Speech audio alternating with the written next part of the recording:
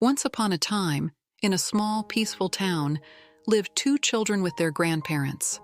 Their parents had passed away when they were just babies, and since then, their grandparents had been their entire world. The girl's name was Nysa, and the boy was Andy. They were not rich. Their house was small, their clothes were simple, and they never asked for expensive things. But their home was always filled with warmth and love. Every morning before sunrise, Grandma would wake up quietly and begin baking soft bread and sweet little pancakes. The smell would spread through the streets before the sun even rose. Grandpa would carefully place the fresh bread into baskets and take them to his small shop in the city. The whole town loved their bread. People often said there was something special about it, something they couldn't explain. Andy, the younger one, was obedient and thoughtful. After school, he would help Grandpa at the shop and then study at night. Nysa was different. She loved spending time with her friends and often ignored her studies.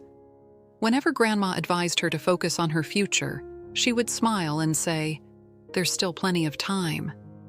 But life doesn't always give plenty of time. One cold morning, the house felt strangely silent.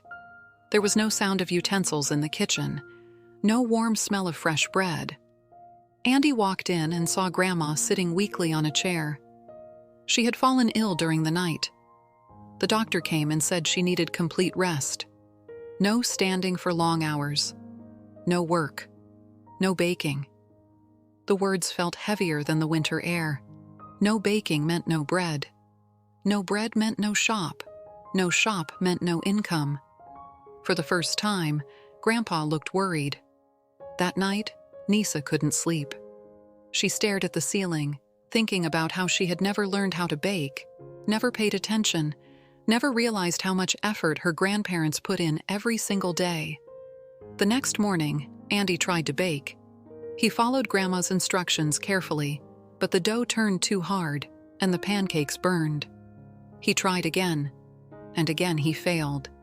His eyes filled with tears, not because the bread was ruined, but because he felt helpless.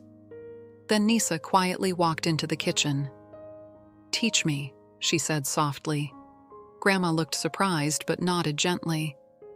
Nysa tied Grandma's old apron around her waist.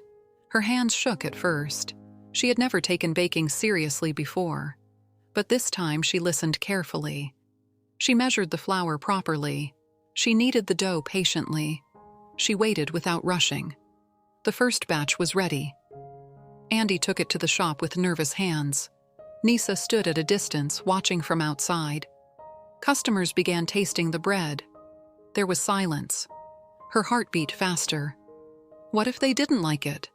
What if they never came back? An old customer took another bite, then smiled. "It tastes just like her grandmother's," he said warmly. Relief washed over Nysa like sunlight after a storm. In that moment, she understood the real secret behind the bread.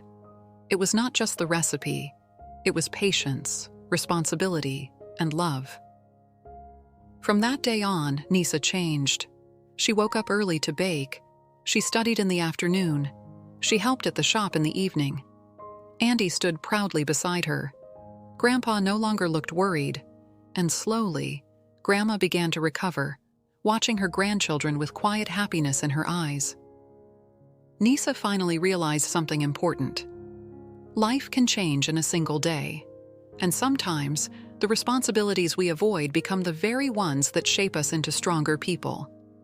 The moral of the story is simple. Value the people who work silently for you, and never wait for a crisis to learn responsibility. One day, you may need to become the strength your family depends on.